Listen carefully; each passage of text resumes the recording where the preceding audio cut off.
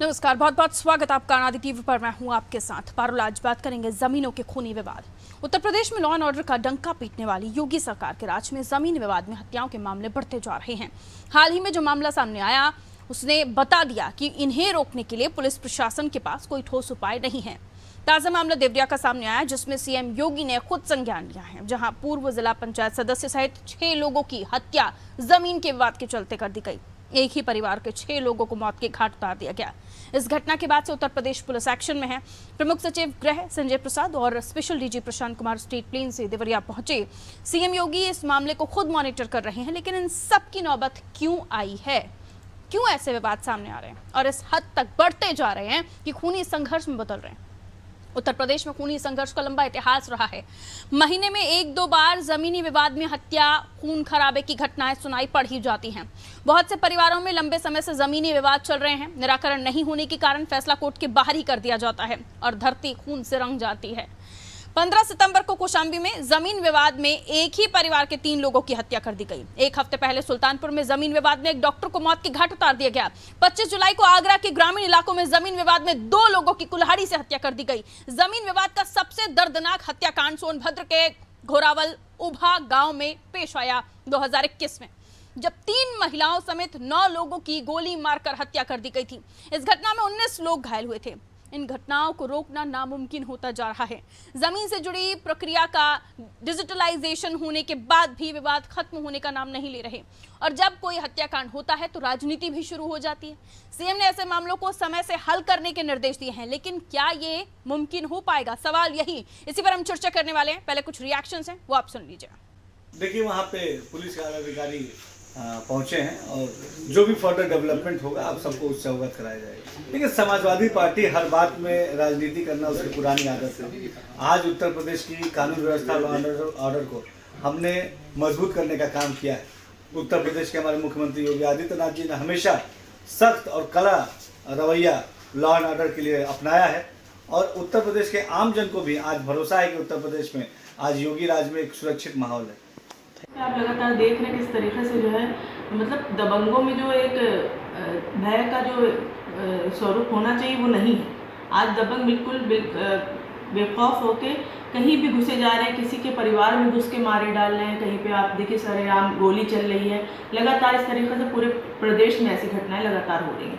तो ये मुख्यमंत्री जी जो कह रहे हैं और जो हो रहा है वो बिल्कुल विपरीत हो रहा है। इनकी कथनी करनी में हमेशा से अंतर रहा है, और ये तो आप एनसीआरबी की रिपोर्ट में देखिए किस तरीके से उत्तर प्रदेश में जो इस टाइम आंकड़े बता रहे हैं कि उत्तर प्रदेश सबसे ज़्यादा भयावह प्रदेश बन चुका है, जो हालात बस से बदतर होते जा रहे हैं।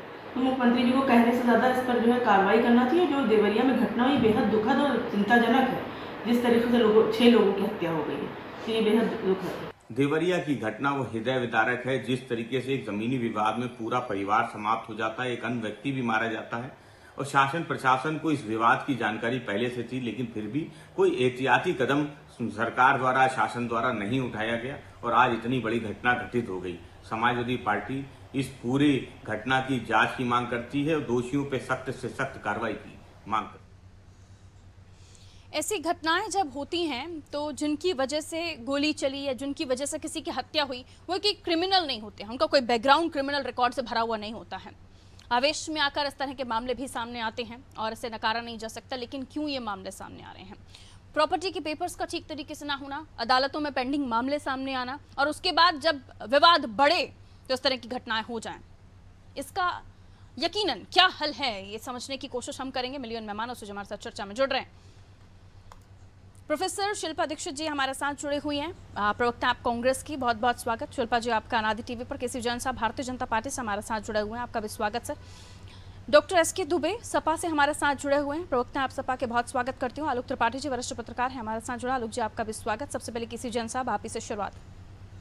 दावे बुलडोजर चला देते हैं, कानून व्यवस्था का डंका पीटते हैं, ये कहा जाता है योगी राज में माफिया क्रिमिनल बचेंगे नहीं, लेकिन उसके बाद जब इस तरह के मामले सामने आते हैं तो सर पूछा जाता है कि आखिर किस बात का आप डंका पीट रहे हैं या किस बात को लेकर अपनी पीठ थपथपा रहे हैं? ये भी पूछा जाता है कि पुलिस प्रशासन का कानून का कोई खौफ है भी या नहीं? जो हथियार नहीं चलाते हैं वो हथियार उठा लेते हैं, अब वो किस उनकी मनोवैज्ञानिक स्थिति क्या होती है उसके इतर ये क्राइम तो है ही ना सर। बिल्कुल पारुल जी, देखिए देवरिया की घटना बिल्कुल बहुत ही दुखद है। और जहां तक लॉ एंड ऑर्डर की बात है तो न्यायपालिका पे सबको भरोसा होना चाहिए और न्यायपालिका समय समय पे ऐसे निर्णय भी देती रही है जिससे कि जनता का भरोसा न्यायपालिका पे बढ़ा है।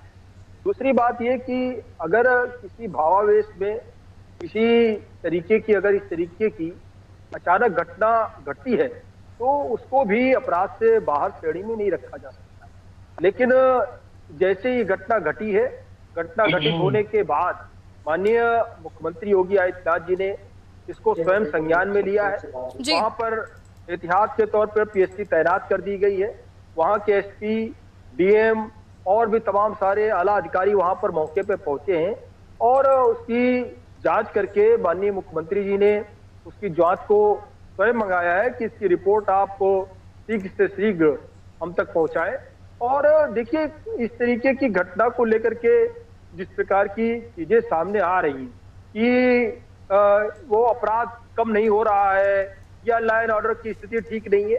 देखिए ऐसी जो इस तरीके की घटनाएं तमाम बार पहले भी हो चुकी है और ऐसा नहीं कि कोई केवल और केवल यहाँ पर यह घटना हुई, हर प्रदेश में इस तरह की घटनाएं हुई। आपको याद होगा नेपाल का पूरा परिवार रातों रात किस प्रकार से मार दिया गया था। तो तमाम सारी चीजें इस रंजिशन में होती हैं।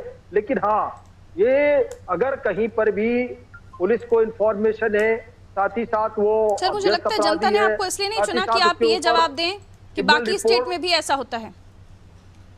नहीं, बिल्कुल नहीं पारुल जी, उसका समर्थन नहीं कर रहे हैं। लेकिन हम ये कह रहे हैं कि भावावेश में आकर के इस तरीके की जो अचानक घटनाएं घटती हैं उनको लेकर के बिल्कुल सवाल उठता है। अगर वो कोई अभ्यस्त अपराधी है, वो कोई बड़ा क्रिमिनल है या उसके ऊपर तमाम सारे मुकदमे, तब तो उसमें पुलिस उसको गिरफ्तार कर सकती है, जेल भेज सकती है, कार्रवाई कर सकती है। लेकिन जिसकी मंशा ही नहीं पता है और अचानक कोई घटना घटित होती है, ऐसी स्थिति के बाद उससे निपटने के लिए पुलिस लगातार इसके पीछे कारण कई हैं किसी जन साहब, और उन्हीं कारणों का हल क्या है इसी को लेकर हम चर्चा करने के लिए बैठे हुए हैं। उम्मीद करते हूं कि हमारे दर्शकों को वो उम्मीदों वाला ही जवाब मिलेगा, क्योंकि ऐसे मामले बढ़ते जा रहे हैं और इसका कोई निराकरण नहीं है।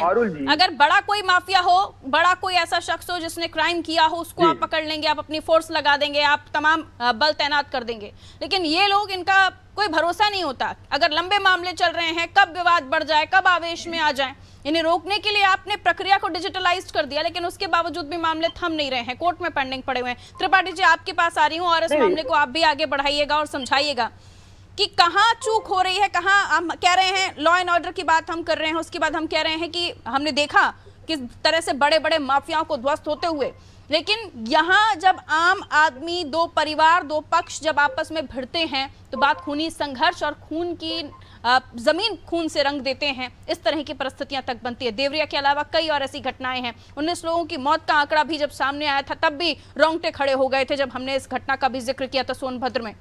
त्रिपाठी जी, देखिए पारुल जी, देवरिया के बदलपुर में जो घटना घटी ये प्रतिशोध की भावना से हुई, क्योंकि एक पहले ही हत्या हो चुकी थी और उससे जब शव आया तो उसके बाद उन लोगों ने जाकर के दूसरे, तो ये पुलिस की बहुत बड़ी नाकामयाबी थी। जबकि पुलिस को ये मालूम था कि जब हत्या एक हो चुकी है और दो परिवारों में विवाद हुआ है जमीन को लेकर के, तो उनको वहां पे या तो उन विशेष कानून के तहत, धाराओं के तहत लोगों को पाबंद करना चाहिए था, फोर्स लगाना चाहिए था। जबकि उस परिवार ने इस तरह की एक एप्लीकेशन भी दी थी, सूचना भी दी थी कि हत्या हो सकती है, तो पुलिस ने बहुत हल्के में उस मामले को लिया। देखिए, मुझे कहने में ये बिल्कुल कोई भी गुरेज नहीं है कि भाजपा की सरकार जब भी आती है पुलिस निरंकुश हो जाती है, पुलिस को अंकुश नहीं रहता है, वो अपने मन से काम करती है। इतनी बड़ी घटना हो गई, क्या होगा? अब जांचें हो रही हैं, अब अधिकारी दौड़ रहे हैं, सब चीजें हो रही हैं। अगर समय रहते ही सब चीजें होती तो शायद ये घटना नहीं होती, इतनी बड़ा नरसंहार नहीं होता। तो ऐसा नहीं है। और पुलिस क्या है, देखिए गांव में क्या है, खेत को लेकर, मेड़ को लेकर, पेड़ को लेकर, इन्हीं सब चीजों को लेकर के बड़ा बड़ा तलवारें निकाल लेते हैं। ठीक है, और ये सब संरक्षण पुलिस का ही मिला होता है। पुलिस के संरक्षण में ही मिट्टी का खनन होता है, पुलिस के संरक्षण में ही पेड़ों की कटान होती है। तो ऐसा नहीं कि पुलिस नहीं जानती है। बहुत तो इंपॉर्टेंट ये बात पुलिस रखी के है। संरक्षण में, लेकिन पुलिस वालों को संबंधित थाने को अंदाजा नहीं था कि शायद इतनी बड़ी घटना हो जाएगी, और घटना बड़ी हो गई। तो ये पुलिस की नाकामयाबी है, और पुलिस को इस तरह के मामलों में विशेष सतर्कता बरतनी चाहिए। और साथ जैन ही साहब को जिस तरह दिखाइए। जमीनों के मामले बहुत बड़ी संख्या में जो है पेंडिंग हो रहे हैं, और इसको लेकर के हत्याएं तक मामला चला जाता है, तो इसका कैसे जल्दी से निपटारा हो, इस पे भी सरकार को थोड़ा सा ध्यान देना वापस चाहिए मैं कि केसी ये जैन साहब जमीन की आपके जो पास बातें- आ रही हूँ, बाकी मेहमानों के पास बाद में जाऊंगी, क्योंकि सवाल सत्ता से ही पूछे जाएंगे और पूछा ये भी जाएगा कि आखिर कहाँ चूक हुई। त्रिपाठी जी ने डिटेल में एक्सप्लेन कर दिया कि पुलिस के पास कंप्लेन गई थी, उसके बावजूद भी पुलिस का एक्शन तब नहीं नजर आया। कमिश्नर सिस्टम के बाद क्या प्रशासन या पुलिस निरंकुश हो गई है, जैसे कि अभी त्रिपाठी जी भी कह रहे थे? जवाब दीजिए सर। देखिए, आदरणीय त्रिपाठी जी ने जो बातें रखी, में जो एक बात उन्होंने साथ में जोड़ी कि पुलिस ने जो मूल्यांकन किया वो सही नहीं किया। मैं इनकी इस बात से जरूर इत्तेफाक रखता हूं कि कहीं ना कहीं पुलिस से मूल्यांकन करने में कि इस घटना की प्रक्रिया क्या होगी और किस तरीके का जो है रिएक्शन होगा, उसका क्रिया की प्रक्रिया क्या होगी, इसको कहीं ना कहीं पुलिस से चूक हुई है। लेकिन ये जो घटना घटी है, तत्काल ताबड़तोड़ ये घटना घटी है, और ये बात सामने भी आई है कि जमीनी विवाद जरूर था, लेकिन जमीनी विवाद कहीं पे पेंडिंग नहीं था। उसने अपने हिस्से की जमीन बेची थी, उसको कब्जा लेकर के विवाद रंजिश चली आ रही थी, और काफी लंबा अरसा हो गया था दोनों की खरीद फरोख्त हुए। तो इस तरीके की सारी कोई चीजें बात ठीक, कोर्ट लेकिन में एक चीज आपने या स्वीकार पुलिस की के सामने कि पुलिस से गलती हुई देखिए है, चूक हुई है। पारुल जी देखिए, देखिए लॉ एंड ऑर्डर को बनाए रखना, और ग्रामीण स्तर हो या शहरी स्तर हो, प्रथम दृष्टया अगर कोई अंकुश लगा सकता है तो उसमें सबसे ज्यादा अगर कोई एक्शन ले सकता है पुलिस प्रशासन है। लेकिन पुलिस प्रशासन तक जब शिकायत पहुंचेगी, पुलिस प्रशासन के सामने अगर कोई मामला पेंडिंग है, तब तो उसमें नहीं सर, ये गलत, मुझे नहीं लगता कि ये सही बात है। वो जब प्रशासन जब शिकायत पहुंची थी तो उस पर स्ट्रिक्टली एक्शन क्यों नहीं लिया गया? जिस तरह के मामले हम देख रहे हैं प्रदेश में सामने आ रहे हैं, इसको लेकर आप लोग स्ट्रिक्ट नहीं है, शायद इसलिए भी पुलिस इन मामलों को हल्के में ले लेती है। ये त्वरित एक्शन हुआ है, इधर एक की हत्या हुई, लोगों ने जाकर के घर में तत्काल वहां पर तुरंत उसका क्रिया की प्रतिक्रिया की है। उसको सोचने समझने का या उसको पुलिस FIR होने का, इन सारी चीजों का समय बीच में नहीं मिला है बिल्कुल। लेकिन त्रिपाठी जी ने बताया ना अभी कि जिस पक्ष के साथ ये घटना घटी है, उन लोगों के साथ उन लोगों ने पहले कंप्लेन की है पुलिस में, सूचना दी है पुलिस को। त्रिपाठी जी बता रहे हैं दोनों परिवारों में रंजिश चल रही थी। लेकिन मैं आपको एक चीज बताऊं, क्योंकि आपने एक विषय जोड़ा, बहुत अच्छी बात आपने जोड़ी, ये चीजें रुके कैसे, ये खूनी संघर्ष रुके कैसे? अगर एक बार घटना घट गई तो किसी की जान वापस नहीं आ सकती। देखिए, जो शासन प्रशासन है, माननीय योगी आदित्यनाथ जी की सरकार लगातार एक्शन ले रही है, जो प्रशासनिक कार्रवाई है वो भी कर रही है, और साथ ही साथ ठीक है, लेकिन ऐसे मामलों में क्यों वो नाकाफी होते हैं? जरूरी है। ठीक है सर, बाकी मेहमान वेट कर रहे हैं, मैं उनके पास जा रही हूं। कानून को हाथ में लेने के बजाय न्यायपालिका पे हमको भरोसा होना चाहिए। नहीं तो जब हाथ में कुल्हाड़ी तलवार और ये कट्टे लेकर खड़े हो जाएंगे तो कहाँ कोई समय मिल पा रहा है इन सब चीजों का? सर, यहाँ तो कुछ ऐसा कड़ा एक्शन लेने की आवश्यकता है कि लोग इस तरह का सोचने से पहले भी खौफ खाएं।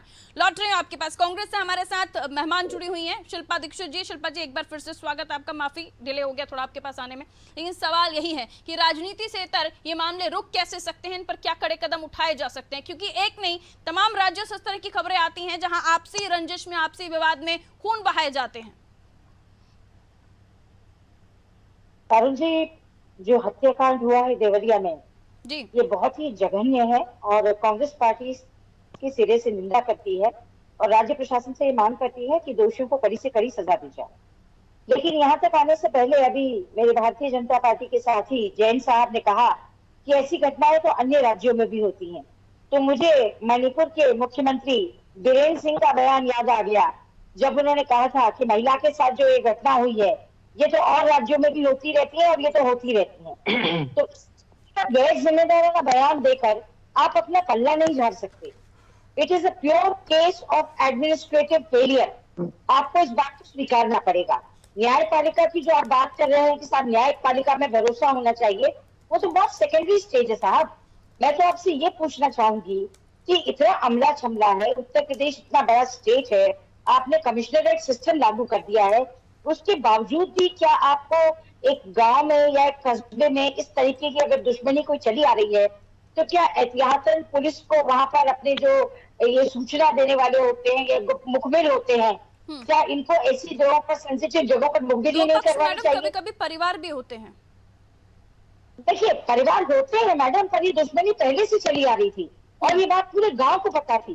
तो जब आपको मालूम है कि दिस वाज सेंसिटिव इशू, तो मेरी बात यही है कि अब तो आप हेलीकॉप्टर से भी पहुंच रहे हैं और विशेष विमान से भी पहुंच रहे हैं, पर उसके पहले भी आपने कोई स्टेप क्यों नहीं लिया? It is a pure case of administrative failure. इस बात को मानना पड़ेगा भारतीय जनता पार्टी की सरकार को।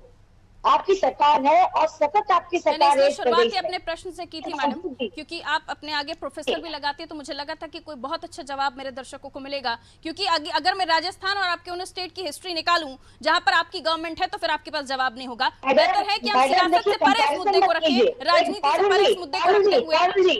पारुल जी, मैं आपको और टोकना चाहूंगी, आप राजस्थान और इधर और उधर की हिस्ट्री की बात मत कीजिए। क्राइम होता है। इस वक्त हम उत्तर प्रदेश में बैठे हैं। तो why are you speaking about BJP की सरकार? फिर वो बीजेपी वाले कहेंगे कांग्रेस की सरकार, कांग्रेस बीजेपी की सरकार में इस मसले को मत उलझाइए। Madam, it is not about BJP की सरकार। It is about the crime, law and order in the state. I am telling कि it is about the crime and we have to take it very sensitively. I am coming back to you madam. It is about the police system. It is about Exactly. इसलिए मैं चाहती हूँ कि बहुत संवेदनशील तरीके से और इस पर क्या सुधार हो सकते हैं, इन पर बात की जाए। क्योंकि जब हम दो परिवारों की बात कर रहे हैं, ऐसे लोगों के विवाद के बीच की बात कर रहे हैं जिनकी मनोवैज्ञानिक स्थिति उस वक्त वे प्रोफेशनल क्रिमिनल्स नहीं होते हैं। तो आप मेरी जगह आइए, आप एंकर हैं, आप डिबेट को निष्पक्ष तरीके से ले जाइए। मेरा काम निष्पक्ष तरीके से डिबेट को चलाना ही है मैडम। आपकी जगह पर आने का मुझे कोई शौक नहीं है। और मेहरबानी करके, मैंने शुरुआती दौर में कहा, वो सारे सवाल जो आप उठा रहे हैं वो पहले ही मैं केसी जैन से आपसे पूछ चुकी हूँ। तो इसलिए सियासत से परे इस मुद्दे पर उन मसलों को रखिए कि आखिर इन पर कहाँ चूक हो रही है। वापस आ रही हूँ मैडम, सभा के पास जाना होगा मुझे, मेरे बाकी मेहमान भी वेट कर रहे हैं, उनके पास भी जा रही हूँ।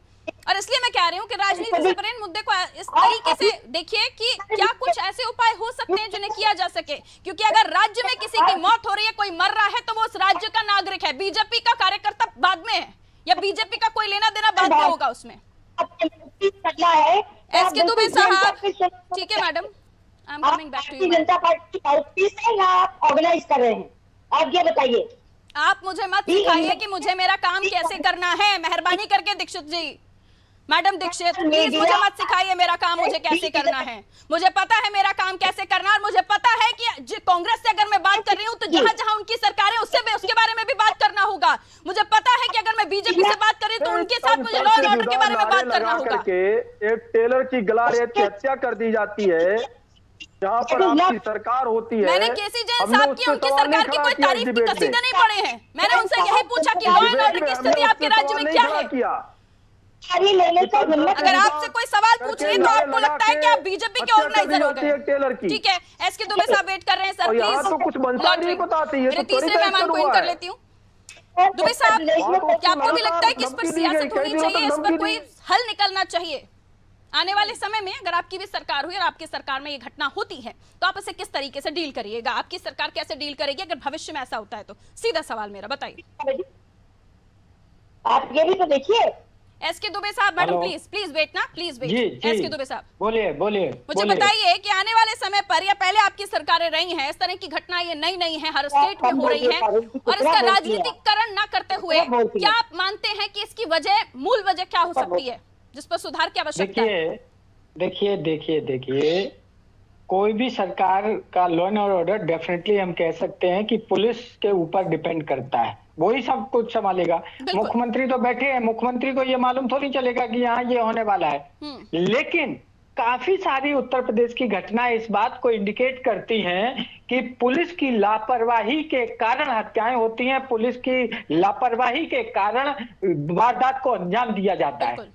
आखिरकार उस बंदे का जब केस चल रहा था, केस में क्या हो रहा क्या नहीं हो रहा, ये पुलिस का काम था कि उनका समझौता कराएं या उसका जो भी लीगल एक्शन लिया जाता वहां पर एक व्यक्ति की हत्या कर दी जाती है। उसके बाद पुलिस ने क्या किया, उसके बाद 5-5 हत्याएं एक साथ हो जाती हैं। तो ये बड़ा एक संवेदनशील मामला है।